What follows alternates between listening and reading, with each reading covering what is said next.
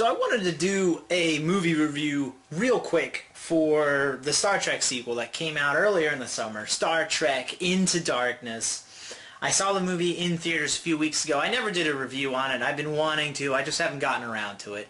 I've got some extra time today, so I figured, fuck it. Why not shoot it? Because there's some things I want to say.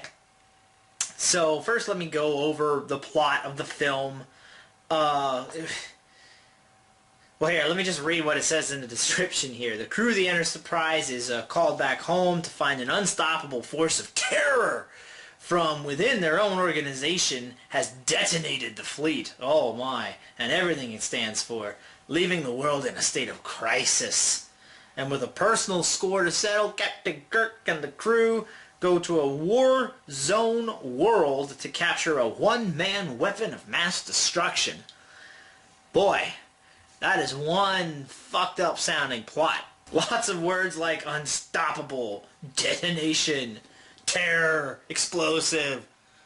Could they try to make it sound more over the top? This movie's got all the original cast from the first Star Trek movie back. You got Chris Pine as Captain Kirk, Zachary Quinto as Spock, Zoe Saldana as Uhura, Carl Urban as Bones, and the rest of the crew's back as well. You know, you've also got Benedict Cumberbatch, which is a fantastic real-life name. Best fucking name you could ever have for a guy that's playing a villain.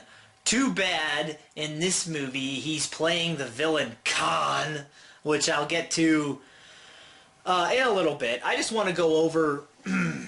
Let me go over the positives about the film first. The movie, special effects wise, the movie is fantastic. I mean, the CGI looks fantastic. The movie's larger than life with its, its spaceships, its space battles, traveling to different planets, traveling through space.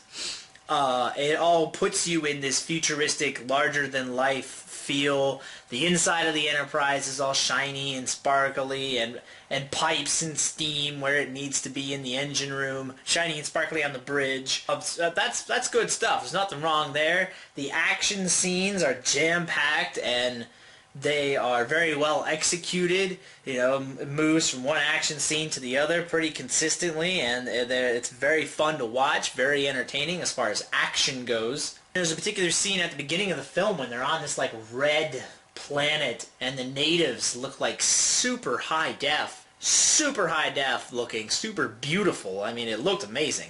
It was very cool to see. So the movie looked great, the action scenes were phenomenal, and the sound was good too. I mean, it had great sound effects. Now let's talk about Khan. Khan, bloodsucker. You're gonna have to do your own dirty work now. Do you hear me? Do you?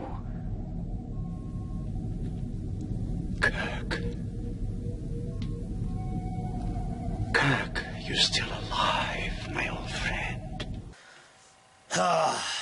You know who's a big Star Trek fan? This guy.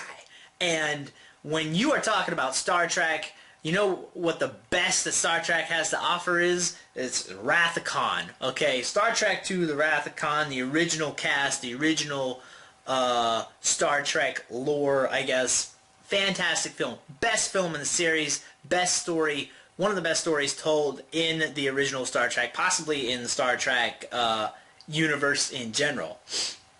So when you're going to take the best of the best and you're going to pull the villain from that and use him in this movie, and they tweak this backstory to match this story that they're trying to tell in this movie, but it is basically the same character. If you're going to pull from the best, you better bring your fucking A game. And let me tell you something, that's not what these guys did.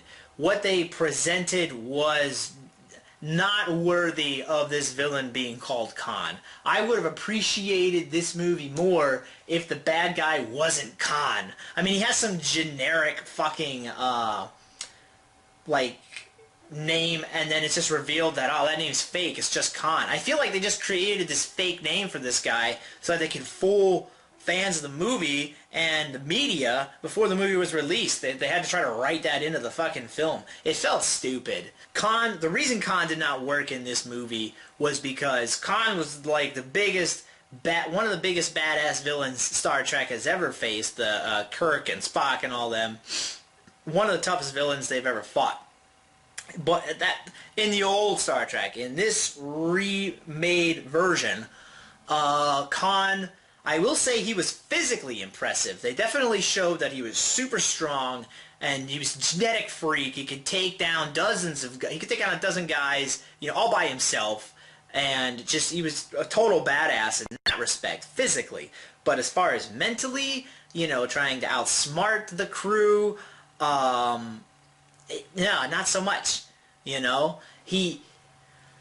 almost felt like he was an afterthought, because there's a second plot that gets revealed as the movie progresses, and that's kind of the focus of the majority of the film. So Khan's there, but he's kind of in the background for probably 3/4 of the movie. And then they bring him out towards the end, but the damage has already been done, so what he does is like fucking lackluster in comparison. And that sucks.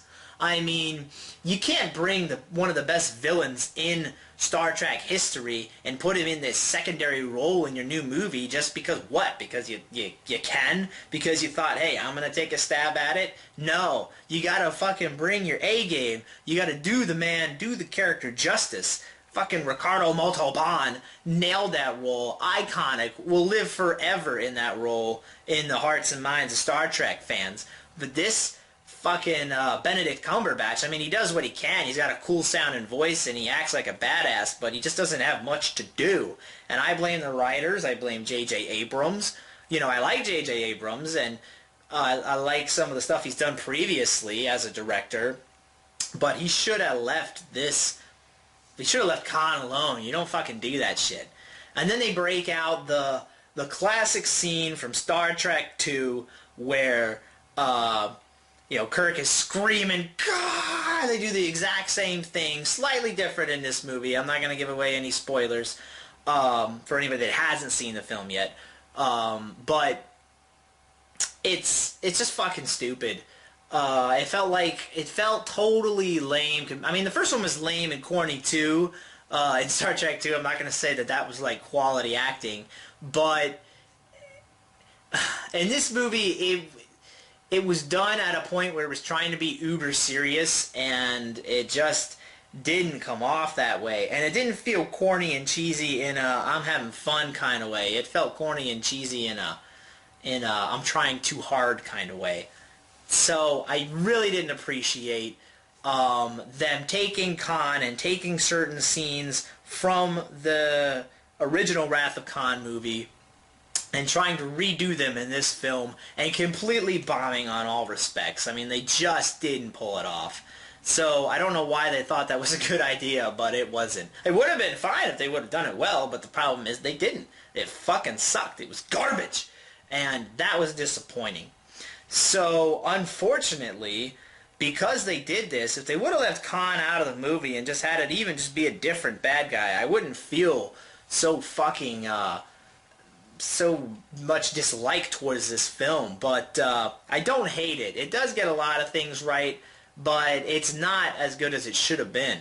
So overall, I got to give this movie 2 out of 5 Ricardo Montalbans. I mean, it's just not. They tried to do something. They tried to redo perfection. As close as you're going to get to perfection in Star Trek, the movie series, as far as I'm concerned. And they failed miserably. They didn't come anywhere close to what the original was. So you shouldn't have tried to mess with it to begin with. If you can't fucking do it right, don't try to do it at all. So yeah, 2 out of 5, and that's just a shame. So that's just what I wanted to say, give you my thoughts and my opinions on this movie. I know it's been out for a while, but I felt like I had to get that out there. So JB Squared 61279, thanks for checking this out. I'll see you guys next time. Bye.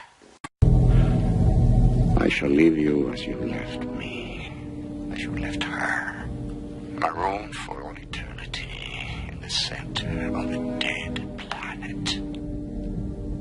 Buried alive, buried alive.